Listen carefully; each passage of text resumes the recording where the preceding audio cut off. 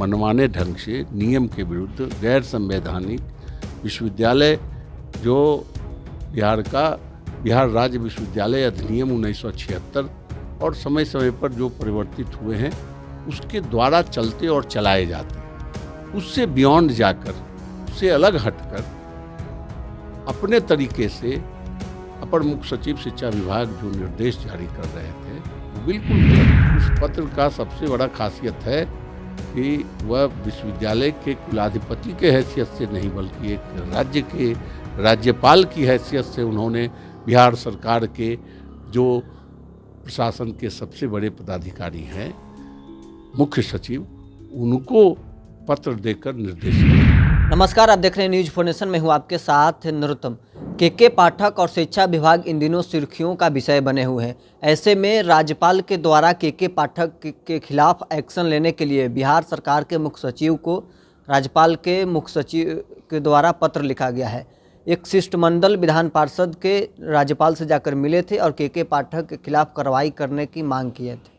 हमारे साथ हैं सीपीआई के एमएलसी हैं। आप लोग एक शिष्टमंडल जाकर सर्वदलीय राज्यपाल से मांग किए थे कि के पाठक के खिलाफ कार्रवाई हो। अब राज्यपाल के द्वारा के पाठक के खिलाफ लेटर जारी कर दिया गया है बिहार सरकार के मुख्य सचिव को। बिल्कुल, पहले तो मैं आभार प्रकट करूं आपके माध्यम से महामहिम कुलाधिपति के प्रति कि जिन्होंने हमारे द्वारा हमारे अन्य विधान पार्षद जितने थे शिष्टमंडल में, उनके साथ हमने लिखित रूप में प्रमाणों के साथ, तथ्यों के साथ हमने उनके यहाँ शिकायत की थी कि शिक्षा विभाग का अपर मुख्य सचिव मनमाने ढंग से नियम के विरुद्ध गैर संवैधानिक विश्वविद्यालय जो बिहार राज्य विश्वविद्यालय अधिनियम 1976 और समय समय पर जो परिवर्तित हुए हैं उसके द्वारा चलते और चलाए जाते हैं, उससे बियॉन्ड जाकर, उससे अलग हटकर अपने तरीके से अपर मुख्य सचिव शिक्षा विभाग जो निर्देश जारी कर रहे थे वो बिल्कुल गलत था, जिसकी शिकायत लेकर हमने महामहिम के पास एक शिष्टमंडल के साथ मिलकर शिकायत की थी। और महामहिम के प्रति मैं बहुत बहुत आभार प्रकट करता हूँ कि उन्होंने इसको गंभीरता से लिया, इसका संज्ञान लिया, इसको जांचा परखा, तथ्यों को, प्रमाणों को, और उन्होंने कड़ा निर्देश मुख्य सचिव बिहार को उन्होंने दिया है कि ऐसे जो गैर संवैधानिक नियम के विरुद्ध मनमाने तरीके से जो पत्र निर्गत किए गए हैं शिक्षा विभाग के द्वारा उसको वापस किया जाए और ऐसे पदाधिकारी पर भी कार्रवाई करने की बात उन्होंने की है। और उस पत्र का सबसे बड़ा खासियत है कि वह विश्वविद्यालय के कुलाधिपति के हैसियत से नहीं बल्कि एक राज्य के राज्यपाल की हैसियत से उन्होंने बिहार सरकार के जो प्रशासन के सबसे बड़े पदाधिकारी हैं मुख्य सचिव, उनको पत्र देकर निर्देशित किए। अब आगे क्या लगता है कि अब के पाठक के खिलाफ कार्रवाई होगी? बिल्कुल होनी चाहिए। जब एक राज्य का संवैधानिक सबसे सर्वोच्च पद पर बैठा व्यक्ति राज्यपाल महामहिम कुलाधिपति सह राज्यपाल ने जो पत्र भेजा है उस पर कार्रवाई तो सरकार को करनी ही चाहिए। राज्यपाल तो कार्रवाई की बात कर दी है, मुख्यमंत्री नीतीश कुमार से भरोसा है वो कार्रवाई करेंगे? लोकतांत्रिक व्यवस्था है इस देश में और इस राज्य में, और उस लोकतांत्रिक व्यवस्था में राज्य का मुख्यमंत्री जिसकी सरकार होती है उसके मुख्यमंत्री होते हैं, लेकिन उससे ऊपर महामहिम कुलाधिपति राज्यपाल हैं संविधान के तहत। तो संवैधानिक जो व्यवस्था है उसमें महामहिम कुलाधिपति सह राज्यपाल ने जो निर्देश दिया है राज्य सरकार को उनके निर्देश का पालन करना चाहिए। क्योंकि हमारे मुखिया लोकतंत्र की दुहाई देते हैं, संविधान की दुहाई देते हैं, इसलिए उनसे उम्मीद की जा सकती है। सवाल इसलिए है कि कहा जा रहा है कि नीतीश कुमार जो चाहते हैं वही के पाठक करते हैं, तो अब तक जो सारे फैसले ले रहे थे नीतीश कुमार के ही निर्देश पर। ऐसा मुझे नहीं लगता। इसलिए नहीं लगता कि अभी कल जो बिहार के नियोजित प्राथमिक से लेकर उच्च माध्यमिक नियोजित शिक्षक थे जिनकी मांग थी वर्षों वर्ष से, 16-17 वर्षों से उनकी मांग थी कि हमको भी राज्यकर्मी का दर्जा दिया जाए।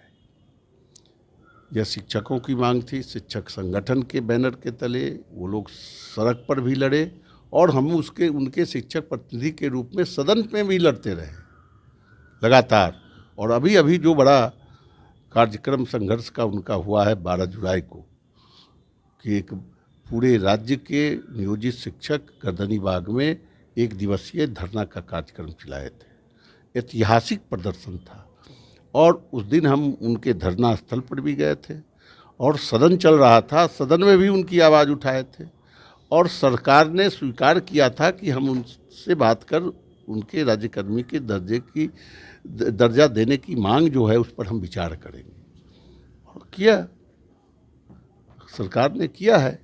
तो वो फैसला जो हुआ है वह ऐतिहासिक फैसला है, जिसको लेकर हमने कल माननीय मुख्यमंत्री जी को बधाई देने एक विधान पार्षदों का शिष्टमंडल लेकर गए थे।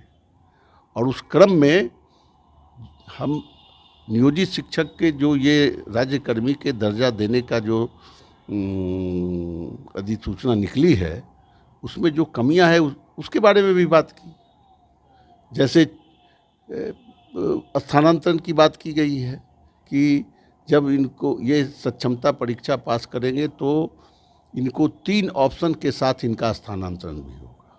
हम लोगों ने कहा कि बिल्कुल सही नहीं होगा, क्योंकि यही बिहार गवाह है कि इसी माध्यमिक उच्च माध्यमिक विद्यालयों के शिक्षकों को 95-96 में उस समय की निवर्तमान सरकार ने मास ट्रांसफ़र कर दिया। ये सभी शिक्षक जहाँ थे वहाँ से दूसरे जगह दूर दूर भेज दिए गए और उस समय से जो बिहार की माध्यमिक शिक्षा गड़बड़ाई वह आज तक पटरी पर नहीं आ सकी। एक बड़ा उदाहरण है। हमने उसको बताते हुए माननीय मुख्यमंत्री जी से आग्रह किया है, इस पर विजय कुमार चौधरी जी संसदीय कार्य मंत्री वहाँ उपस्थित थे। उन्होंने कहा कि इसकी चर्चा कैबिनेट की बैठक में भी हुई थी। इस पर हम लोगों ने ये सोचा कि पहले राज्यकर्मी के दर्जा का जो प्रस्ताव आया है इसको आज पास करें, उसमें जो कमियां हैं उसको बाद में हम देखकर दूर करेंगे। और यह जो अधिसूचना जारी हुई है राज्यकर्मी का उसमें प्रावधानित है, क्लाउज 13 में यह है कि अगर इसमें कोई कठिनाई होगी किसी बिंदु पर तो शिक्षा विभाग प्राधिकार को अधिकार होगा कि इसमें वह समय समय पर जो भी अधिसूचना जारी करके परिवर्तन कर सकती है। तो आपने सुना क्या कुछ कह रहे थे विधान पार्षद। आप बने रहे न्यूज़ 4 नेशन के साथ।